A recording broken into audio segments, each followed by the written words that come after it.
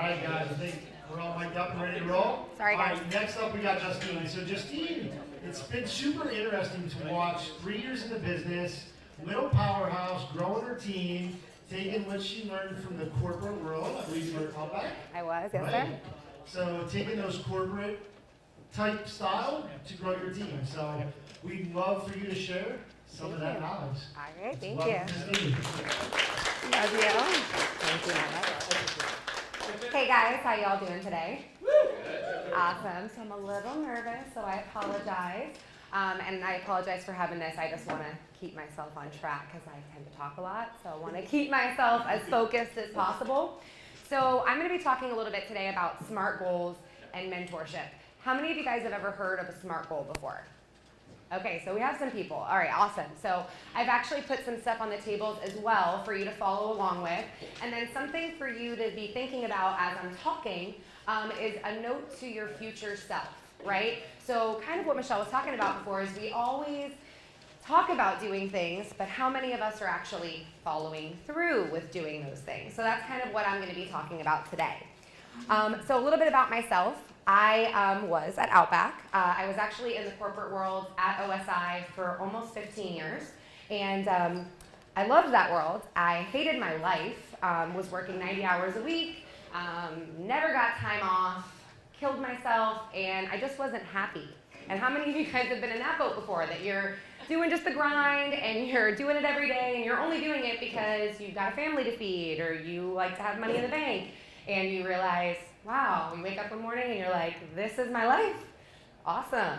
So that was me, and so I decided to not go back into the restaurant industry, and I decided to take a leap and a jump into real estate. And I still can't believe that it's been the craziest 3 years ever. I'm really, really blessed, and I have so many mentors that are in this room with me right now that have been able to pick up the phone and give them a buzz about pretty much anything, and they're there to help me out. So how many of you guys had that when you got into the business? Was there a lot of you? Because I don't see a lot of hands, unfortunately. So mentorship in real estate, and I don't know if it's going to play this little slide here, Janine, I'm sorry, but it is kind of non-existent. We're going to see if this will work with the internet. This is Minions. Who's familiar with Minions? Okay, imagine the Minions laughing, because that's what's supposed to be happening right now. But you see them right there? That was it. So imagine the noise, you know, Minion laugh. But that's seriously what it is, right? So when I got into the industry, I was completely had no idea what I was doing. You know, I ended up having a great role model and mentor in my business, and then I quickly realized that 90% of the agents that I had started with had nobody. And I was quickly surpassing them because of what I had. That fundamental, that groundbreaking kind of experience into real estate. It wasn't just, here's a computer, figure it out. Oh, you want to learn how to write a contract? There's a class on it, on the computer. And how many of you guys learn that way? Because I don't. You know, there's 3 types of learners, you know, kinesthetic, auditory, and, you know, these are learners that every one of us has a different type of procedure that we learn from or that we teach. And when I worked at Outback, I would have all of my trainers take one of these classes, and they would pretty much tell me how they learned, and then how they taught. And then when we had new Outbackers come in, I would only pair up people with who would be the best mentor for them. So I'm a chatty person. So if you are a person that's kinesthetic, you and I are not going to blend, because I'm going to want to do, and you're like, you're talking way too fast for me. Can you slow down? So for really, it's important that you mesh with that person that's supposed to be your mentor, supposed to be the person that's there for you. So after you get past the minions and the laughing, they hand you a real estate license, you take your test, and you pass, and now they're like, oh, congratulations, you can sell houses, but we've never taught you how to write a contract. You have no idea about real law besides what you learned in the book. And congratulations, you're going to take someone's biggest investment in their entire life. Don't screw it up. Don't get sued. Sorry, figure it out. So with that, this you're going to trust me mentality, and I have never even done this before.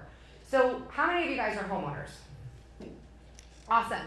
Did you get to do your own home, or did you get to work with an agent?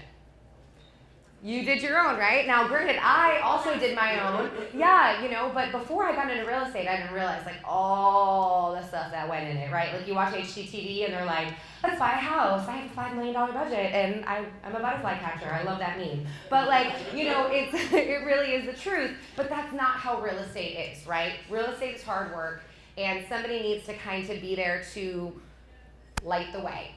So there's minimal training and mentorship in real estate, but yet we're all still in it. And so a lot of people ask me, like, why do you like to be a mentor? Well, and you kind of spoke to it earlier, when you are a mentor and you are excited about teaching somebody something, it really just kind of, like, have you ever had somebody that's explaining something to you, like, super dull, and you're just kind of like, okay, can you get to the point? Like, I'm not really sure where we're on. And then you have somebody that's really interested in what they're saying to you, and you were, like, at the edge of your seat. Like, when you were talking, I was at the edge of my seat. I couldn't wait to hear what you had to say next, because that's an engaged listener and a learner. And not all of us have that.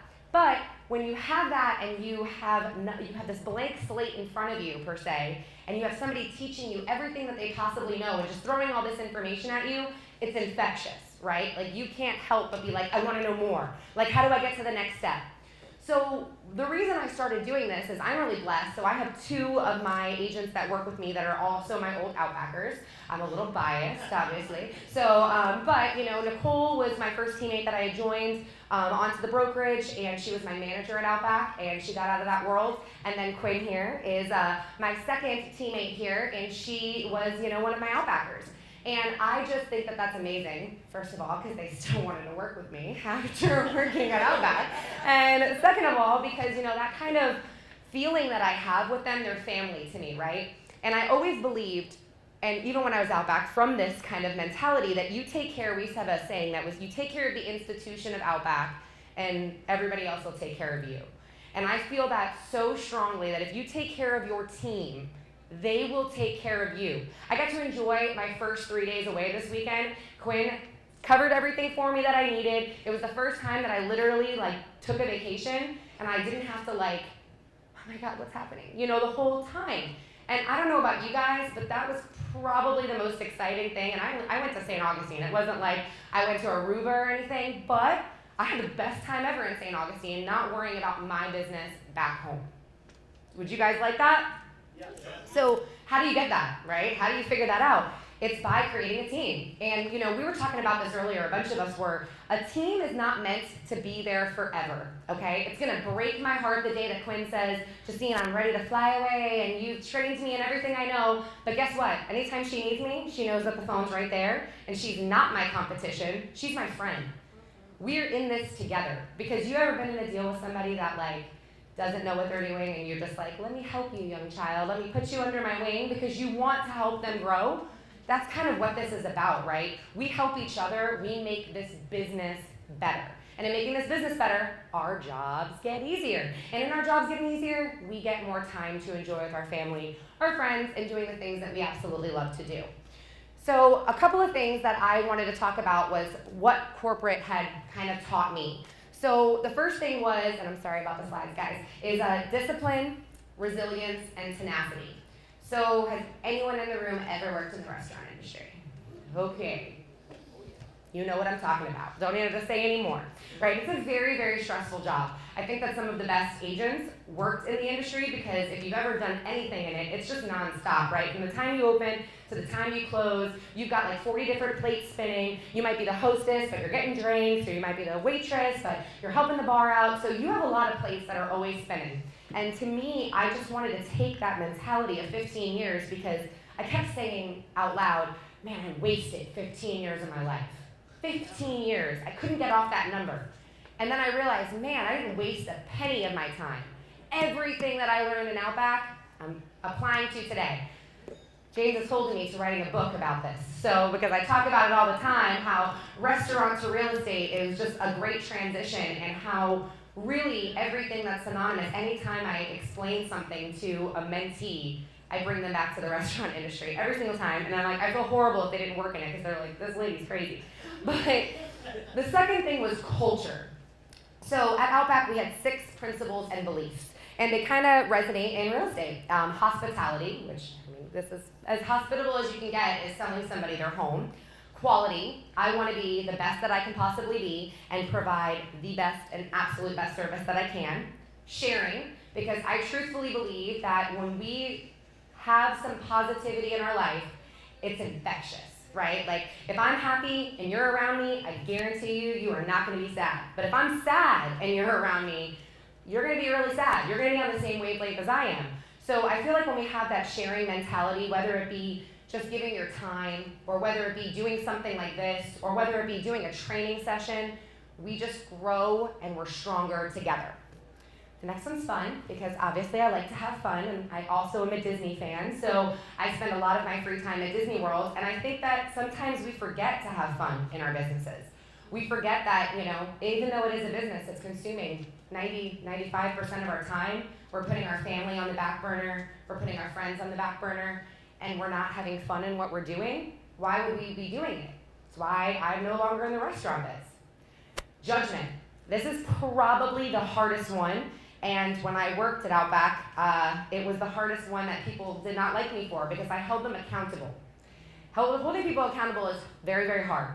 You ever liked having a hard conversation with somebody? Getting somebody fired or whatever it is. It's terrible to have to hold somebody accountable and bring them to your standard.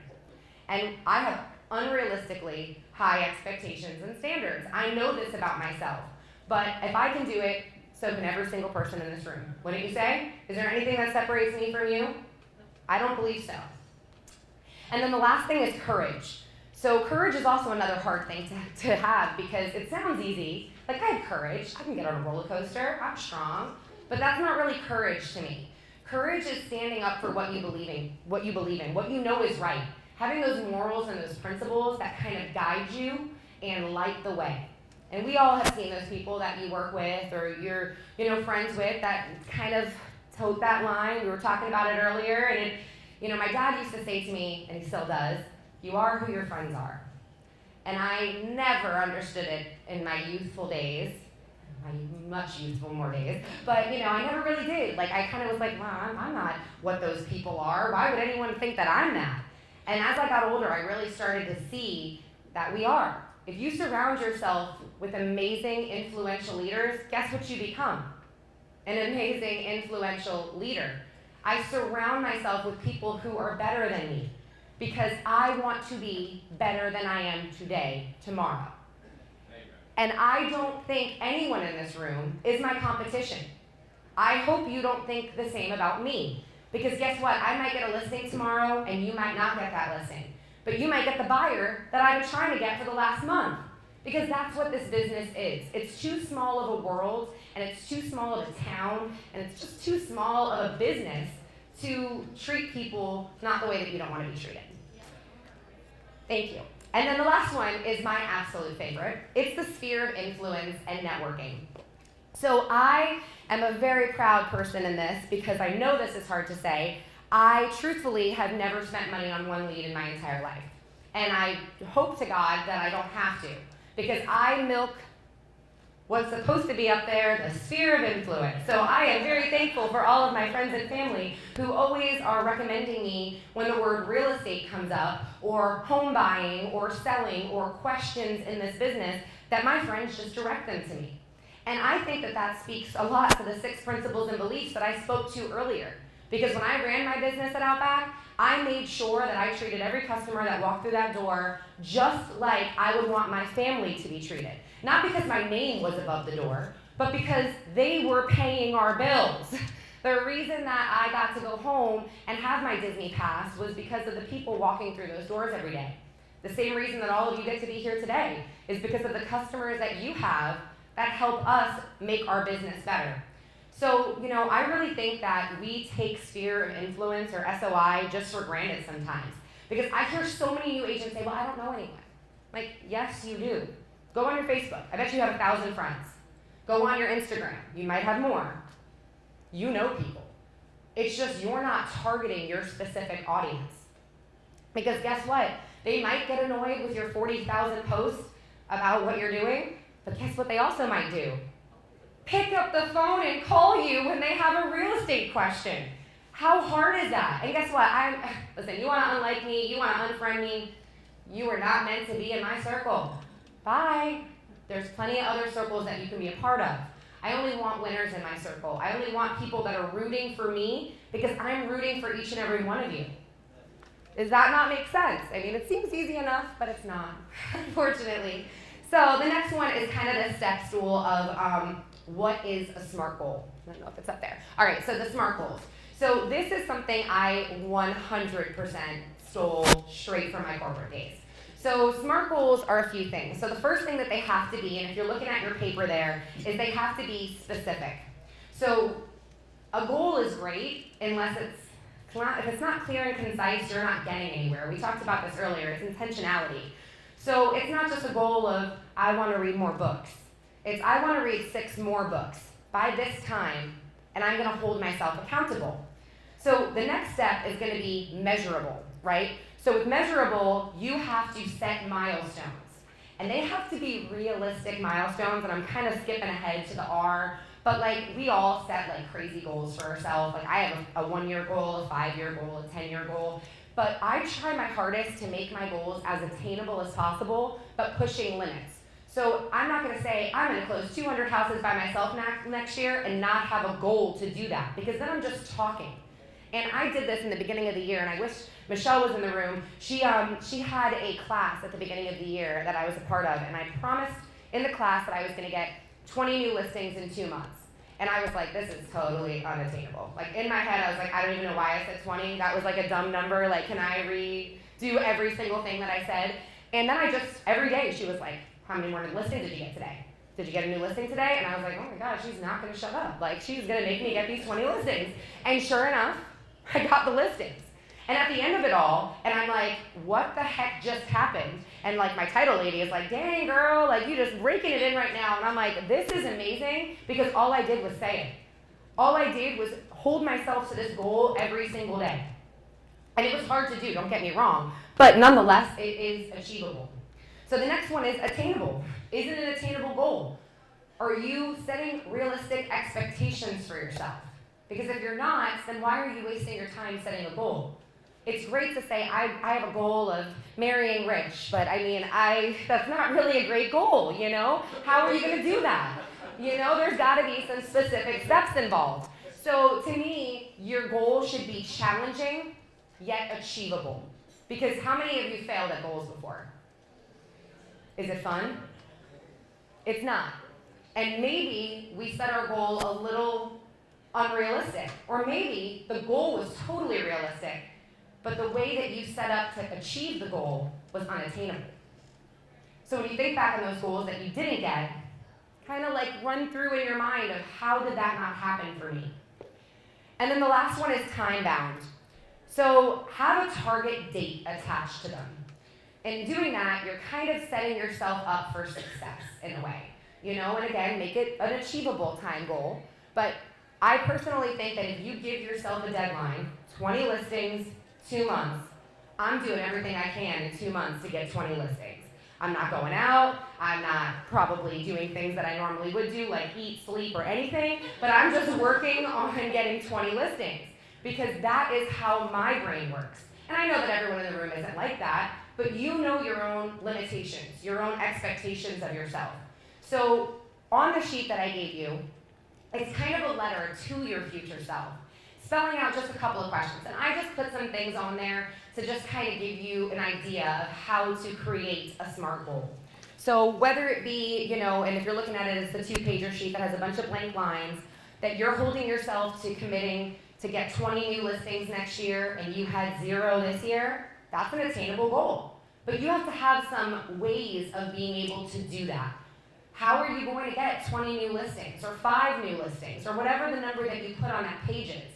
Can't just say, I'm going to post a lot more ads, because that's not going to help. Everybody in this room, I'm sure, posts some type of an ad for their business. And not everybody is getting feedback from those ads. So maybe that's not working for you. So what's going to really, really work for you? You don't have to do it now, but it is something that I definitely think that you should do. And really bring this back, if you're a team lead or if you're a broker, to your agents. because maybe they don't know. Maybe you did a great job of mentoring them, and they are a phenomenal rock star agent, and they could write contracts left and right, and they close out deals, and that's amazing, but that's all they're doing for you. They're not growing with you. They're growing for you, which is great for you, but it's not so great for your team. So I think that this really is probably the most influential and important part that I had got from the from the restaurant industry and bringing it into real estate.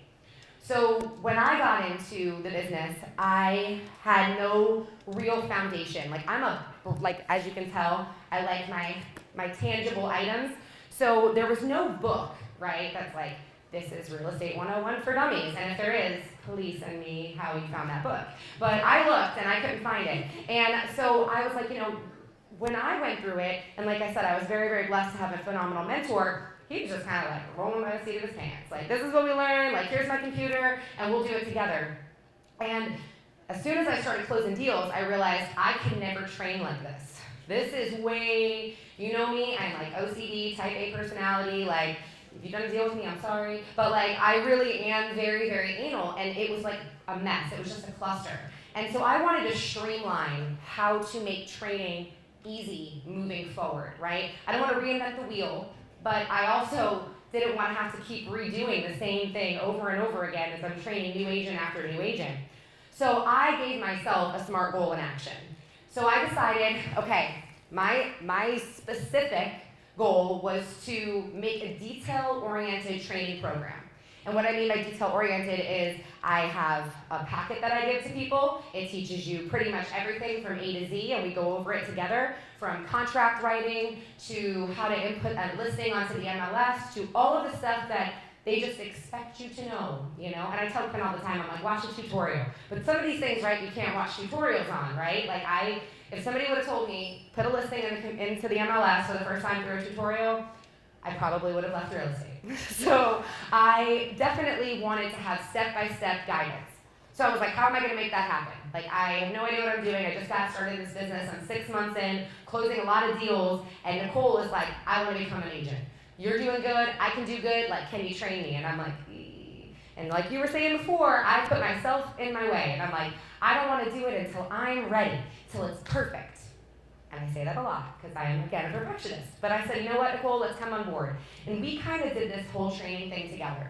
She was kind of my I guess, like buffer a little bit because she was a friend of mine and, we had worked together. And, I apologize in advance many, many times to say I'm sorry if I make mistakes and I'm sorry if, things go bump in the night. But, we're kind of working through this together and she got it and she was cool with it. So we had a measurable goal of doing things on a weekly check-in basis. And I would sit with her and say, so what could I have done differently to help you? And then vice versa, what could you have done differently to help me? And it's hard to hear sometimes, especially when you're the one that's in charge and they're telling you, well, you talked like really, really fast and I didn't get like all of day 2 and I was still trying to catch up on day 3, so I'm behind for 2 days because I had no idea what you were talking about. And I'm like, okay, well, moving forward, you're going to stop me before I go on to day 3 because I don't like repeating myself. So, we had to kind of work through those bumps in the night. So then attainable. So I had to hold myself accountable. There was nobody above me anymore. At Outback, I had a boss. And he held me very accountable. And now I'm like, oh my gosh, I'm the boss. Like, there's nobody above me. Like, I don't know if I'm going to be able to be that person that says, Justine, you're not doing what you're supposed to. And then I'm like, yes, ma'am, I'll try better next week. Like, I didn't know if I had that, like, double hat on my head. And it was really, that was probably the most challenging part of all of this, was holding myself accountable to something that I didn't even know what it was yet. The next one was the realistic and the relevant. So I had promised myself that I knew for a fact that once I had rolled out this program, that there was no way that anybody that I trained couldn't train somebody else. I just knew it. And yeah, they would have questions. Maybe they didn't like uncover everything, because we all know that no deal is built the same, and been in it for 3 years, and new stuff comes up every day. But the basic brick and mortar of our business, they could teach somebody else if they wanted to. And they can kind of spread their wings and start their own team one day. And that's what it's about. And then I gave myself the realistic timing. So when Nicole started, I had given myself a year, and I said, you know what, in a year, I'm gonna get this done. And honestly, I got in front of a computer, and like 6 days later, I was like, oh my gosh, I got like most of it done already because I can't stop. Like it just kept flowing out of me of all this stuff. And it's an evolutionary project. Every day I'm tweaking things. I mean, I was tweaking this presentation 25 minutes before I got here because I'm like, I don't like this, let me change the slide. But you know, that's kind of what our business is, right? We have to just kind of be adaptable. We have to kind of roll with the punches. I like to say, you know, actually trying to be proactive instead of reactive. You know, you ever had to be reactive before? It's usually not good. And if we've been on the deal together, I apologize. But like when I'm proactive and I know something's happening, it's so much easier for me to get ahead of it and feel like I have a control on the situation, that we can make this work together. And as a new agent, if you can remember being a new agent, because how many of you guys have been in the business for like 1 to 5 years? Wow, okay, I'd like to see that. All right, 5 to 10 years, let's say? And then anybody above 10? Okay, so you see that you're not alone, right? All the questions that you probably had or may still have in your head right now, do you not think that the person sitting at the same table as you has the same questions? Do you not think that they had the same struggles that you went through when you got into this business? Now, how many of you have trained before? Okay, so when you're training somebody, do you put yourself in their shoes? Because if you're not, you didn't know it all when you first started, right? There was no way to know it all. So these are just things that I like to think about and kind of hold myself to every day because I don't think it gets done enough. So I know I talked a lot about SMART goals. Does anybody have any questions on any goals or anything maybe that's a goal that the room could help you achieve? You guys have no goals? I have a goal. There's the problem. No, I'm just kidding. Let's hear it. So you inspired me to better my training program. 'Cause as I you love go that. through Yeah. Like Joel's and Karen, they've been through the fire. Yeah. It's hard, right? It's super hard, and that's something I'm going to dedicate myself to get done by the end of the year. I got you. Well, let's work together on it. Go. Because that's what it's about, right? Because I have a great relationship with James, and I appreciate you, James, so much for throwing this. And to our sponsors, I appreciate you guys so much. It was a lot less nerve-wracking once I got up here, so thank you guys for bearing with me. But seriously, James is one of those guys that I just love to have in my pocket because even though we are technically competition and we work in the same market, you know, we must talk a few times a week on what we're going to do differently in our businesses to make each other better. And he does. He holds me accountable. He put it in his phone as we were talking. I made a joke about writing a book. And he's like, you're writing a book. Like, how long do you think it's going to take you? A year? Okay, I'll check in with you in a year. And I'm like, oh my God, I guess I'm an author now. I didn't know that. But okay, so I'm going to make it happen because honestly, I do have a great story. Everybody in this room does. And honest to goodness, I really am thankful for you because you and your business and so many of your businesses in this room have made me strive to make my business better. I look at what you guys are doing in your sales and I'm like, that's amazing. It's not about the hate, it's about the love. Because if you're doing good, guess what? I'm following right behind you because I want to beat your numbers and I want you to try to beat my numbers. And I want that healthy competition at all times. And that's a hard thing to swallow because especially when we first get into this business, you're like, man, everybody else just seems like they're doing so much better than me. What am I doing wrong? What you're doing wrong is you're not asking the question, how do I do as good as you do? Tell me the secret. Because guess what? If you ask me what the secret is, be ready to talk for about 5 hours, but I'll give you everything I got. Because anything that's my business, I want you on the other side running your business like I run mine. So when we get in a deal together, it's just like, we closing, that's it. Like, don't worry. That's our jobs, right? We close on houses. That's what we need to do. We buy, sell, we build. That's our job. So when the other person is a little bit more informed in the transaction, it's like a cakewalk.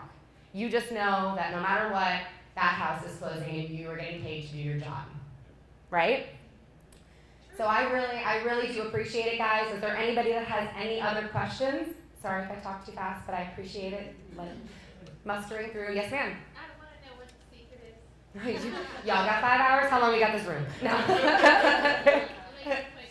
Yes, no, definitely. And honestly, I mean, I know that James is going to probably get all of our information out. So let's connect. You know, that's what it's all about. Again, even if we're in the same market, I mean, you guys are a prime example of that. How many times have I been at your house and brainstorming with you? I mean, it's just what it's about. So want to say that I'm very proud of you. Oh, thank you guys. I'm very proud of you guys too. And I appreciate that. Because like I didn't realize my first year of real estate, I won Rookie of the Year and at my brokerage, and I didn't think I was doing that good. I'm gonna be honest with you. I was just like, I'm closing deals, you know, I'm kind of chugging away. And then when I started talking to other realtors and I started seeing how excited they were, I was like, ooh, what am I doing? I don't even know what I'm doing. I'm like, oh my God. And then when year 2 happens and I almost tripled my sales, and I was like, oh my God, like, how, it just like, I blinked and everybody knows, you blinked your eyes in 2020, it was gone, and you were just like, whoa, thank you for keeping me intact. But honestly, at the end of last year, I was just so shocked. So that's what made me want to start this team and help other people, because I see Quinn killing it and going deal after deal after deal, and I'm like, I helped make that. It's like a proud mama, you know? Like, I helped create that, and I want her to create that for other agents, and I want you to do the same. So I really hope that this was helpful for anyone in the room. If you want to connect, I would absolutely love that. And I hope that you challenge yourself to write this Dear Future Self and hold yourself accountable to it. And even if it's different questions, you know, maybe some of these things don't matter to you. I try to put some personal things on there too, because remember that this is a business, but you were a person first. Somebody told me a long time ago, Justine, you're the hardest worker I know, but you only know how to work. You need to learn how to work to live instead of live to work. So it's a balance, so remember that. And if you have any questions, please let me know. It's been a pleasure, guys. Thank you so much. Yeah.